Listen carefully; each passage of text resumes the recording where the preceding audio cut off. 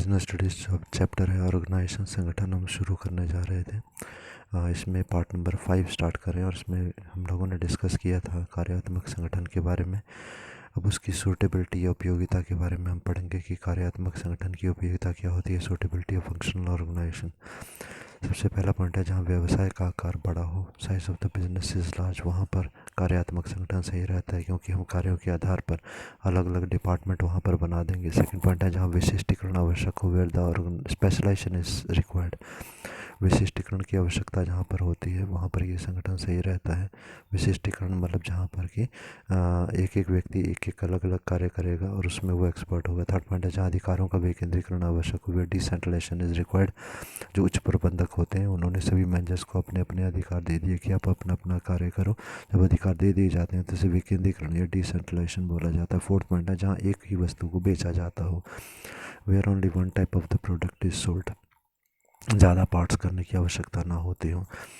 Next second important type की organisation वो है प्रभागीय संगठन संरचना या डिविजनल ऑर्गेनाइजेशन स्ट्रक्चर। ये कार्यात्मक संगठन और प्रभागीय संगठन दोनों एग्जामिनेशन के हिसाब से बहुत इंपॉर्टेंट है। तो सबसे पहले डिविजनल ऑर्गेनाइजेशन हमारी जो है उसके डायग्राम को हम समझें कि किस प्रकार की होती है। सबसे ऊपर शेयर होल्डर्स आगे, उनके नीचे बोर्ड ऑफ डायरेक्टर्स आगे।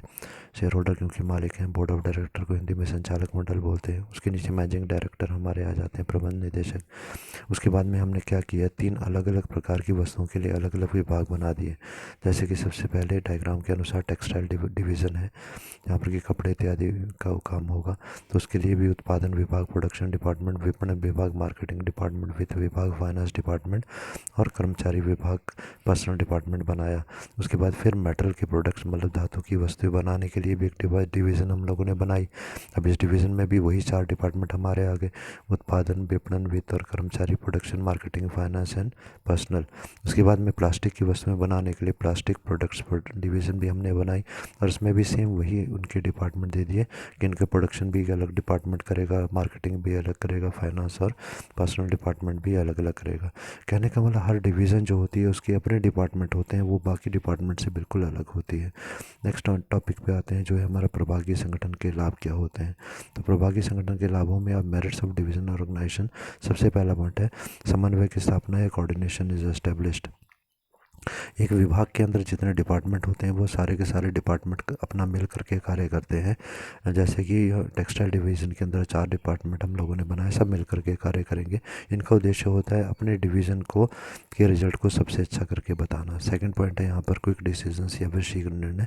प्रत्येक डिवीज़न अपना कार्य करने में स्वतंत्र होती है, उसको कोई निर्णय लेने के लिए बाकी डिवीज़न पर निर्भर नहीं होना होता, इसलिए वो बहुत जल्दी निर्णय जो है वो ले पाती है।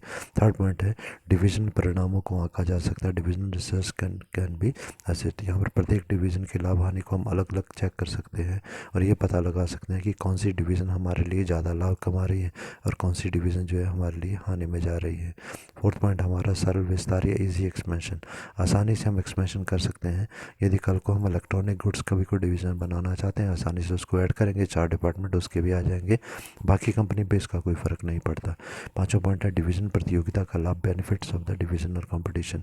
यहाँ पर लाभ हो जाता है डिवीज़न का, लाभ होने का मतलब यहाँ पर क्या हो गया कि यहाँ पर सभी विभाग अपने आप को सबसे अच्छा, सभी डिवीज़न्स अपने आप को सबसे अच्छा दिखाने की कोशिश करते हैं और वहाँ पर एक प्रतियोगिता हो जाती है अच्छे से अच्छा काम करके मालिकों को शो करने की, इससे लाभ होता है संस्था को।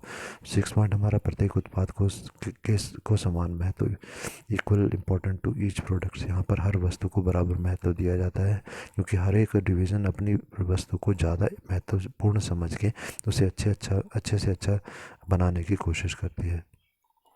प्रत्येक विभाग को पर्याप्त स्वतंत्रता, sufficient liberty to each department. यहाँ पर डिपार्टमेंट की बात यहाँ की जा रही है तो हम डिवीज़न की बात करेंगे। डिवीज़न में हर डिपार्टमेंट अपने आप में अलग है दूसरी डिवीज़न के डिपार्टमेंट से, इसे यहाँ पर काफ़ी छूट होती है जिसमें नए नए विचार जो है जो हमारे प्रबंधक हैं वो ला सकते हैं। 8 पॉइंट है पूंजीगत उपकरणों का अधिकतम उपयोग होता है, capital goods are use to the maximum extent. एक डिवीज़न के पास जितने भी मशीन वगैरह हैं, हमारे प्लांट वगैरह, उनका मैक्सिमम यूज़ करते हैं, ज़्यादा से ज़्यादा उपयोग करके कम खर्चे में अच्छा परिणाम दिखाने की कोशिश करते हैं। अब डिवीज़न जो ऑर्गेनाइजेशन है इसकी हानियाँ, अवगुण, डिसएडवांटेज, डिमेरिट्स पर आए। पहला पॉइंट है कार्यों की दोहराई, डुप्लिसिटी ऑफ द फंक्शंस। एक ही कार्य को बहुत बार करना, जैसे हम लोगों ने यहाँ देखा कि टेक्सटाइल में भी प्रोडक्शन, मार्केटिंग, फाइनेंस पर्सनल था। मेटल में भी वही department, production marketing finance personal, और प्लास्टिक में भी प्रोडक्शन मार्केटिंग फाइनेंस पर्सनल। तो कहने का मतलब एक ही डिवीज़न है, और वही डिवीज़न जो है, जबकि एक डिवीज़न से काम, एक डिपार्टमेंट से काम चल सकता था, तो हर डिवीज़न में हमने वही डिपार्टमेंट बार बार रख रहे हैं। सेकंड पॉइंट आ जाएगा, यहाँ पर ज़्यादा स्टाफ की भी आवश्यकता है। अगर इसकी जगह हम 4 ही डिपार्टमेंट रखते, जैसे कि एक ही रखते उत्पादन, मार्केटिंग का, फाइनेंस का और पर्सनल का, और सभी डिवीज़न के लिए वही यूज़ होता, तो 4 आदमियों से काम चल जाना था। और इस डायग्राम के अनुसार हम देख रहे हैं 4th से 12th, तो 12 आदमी हमारे को चाहिए। यहाँ पर ज़्यादा स्टाफ हमारे को लगाना होगा, तो महंगी प्रक्रिया आ जाती है, क्योंकि जितने आदमी होंगे, कॉस्टली प्रोसेस है, तो उतने आदमी को सैलरी भी देनी होगी।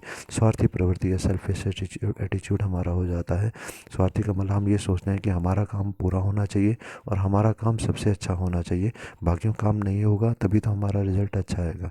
इसलिए व्यक्ति अपने कार्य को ज़्यादा महत्व देकर बाकी के वर्कर्स के साथ कोऑपरेट करने की यहाँ पर प्रयास नहीं करता। 5 पॉइंट है, नियंत्रण करने में कठिनाई, क्योंकि बहुत सारे लोग यहाँ पर हो जाते हैं। यदि कंपनी के मालिक सभी को कंट्रोल करना चाहें, बहुत डिपार्टमेंट बना दिए जाते हैं, तो सबको कंट्रोल करना काफ़ी मुश्किल है। 6 पॉइंट है, उच्च योग्यता प्राप्त स्टाफ की आवश्यकता, increase in the requirement of highly qualified staff.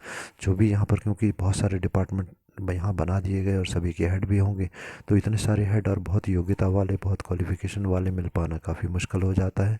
यदि सिंपल से हमने 4 विभाग बनाए होते तो उसके लिए तो सरलता से मिल ही जाते। 7 पॉइंट है, प्रत्येक प्रभाग के उपकरणों का पूर्ण उपयोग यहाँ पर नहीं हो पाता। Sources of all department can not be utilized. हर विभाग की मशीनें लगी, अगर तो केवल हमने एक डिपार्टमेंट बनाया होता प्रोडक्शन का, तो उसमें जितने मशीनें होती थी, पूरे प्रभागों के सभी डिवीज़न का काम वहीं पर होता, तो मशीनों का यूज़ हो जाना था।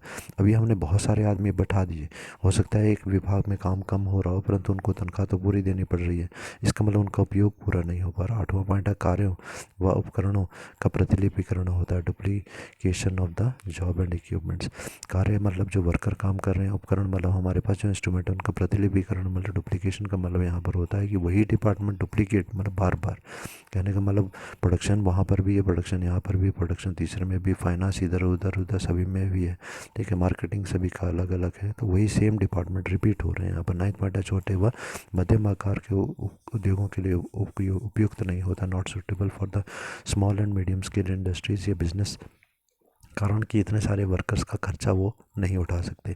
उपयोगिता की बात करें डिवीज़न की, क्या है यहाँ पर, जहाँ मुख्य उत्पादों की संख्या एक से ज़्यादा होता है, अलग अलग प्रकार के, जैसे हमने पढ़ा मेटल का अलग बनाया, प्लास्टिक का अलग बनाया, इलेक्ट्रॉनिक्स का, टेक्सटाइल का, तो जहाँ पर ज़्यादा टाइप के प्रोडक्ट बनाए जाते हैं, where more than one type of the products are prepared.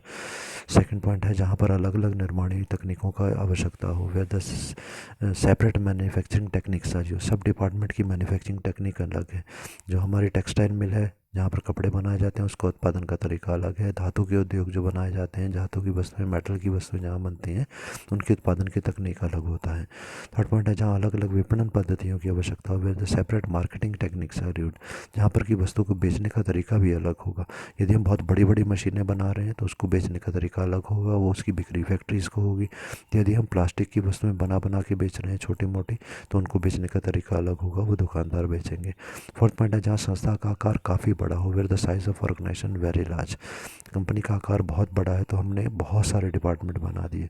पांचवा पॉइंट है, जहाँ विभिन्न भौगोलिक क्षेत्रों में काम करने वाली संस्था है तो उपयुक्त, suitable for the firms working various geographical area.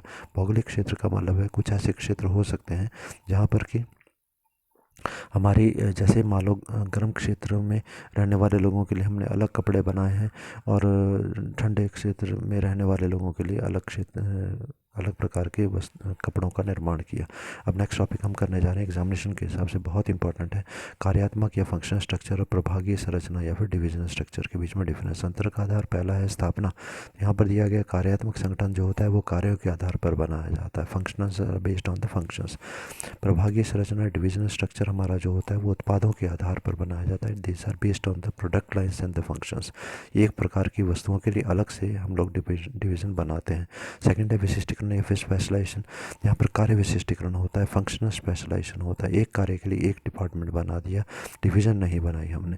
जबकि डिवीज़न के लिए उत्पाद विशिष्टीकरण होता है, एक उत्पाद मतलब एक प्रोडक्ट का स्पेशलाइजेशन विशिष्टीकरण यहाँ पर होती है, मतलब धातु की वस्तुओं के लिए अलग हमने डिपार्टमेंट बनाया है और प्रोडक्ट के प्लास्टिक के लिए अलग बनाया है।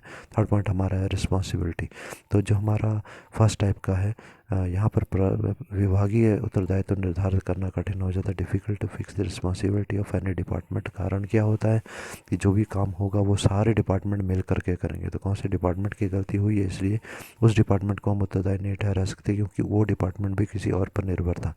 डिवीज़न में हम देखें तो यहाँ पर डिविजनल उत्तरदायित्व निर्धारित करना सरल हो जाता है। Easy to fix responsibility for the performance of specific division. कारण क्या होता है कि डिवीज़न अपने आप में बिल्कुल आत्मनिर्भर है, वो दूसरे डिवीज़न पर निर्भर नहीं होती।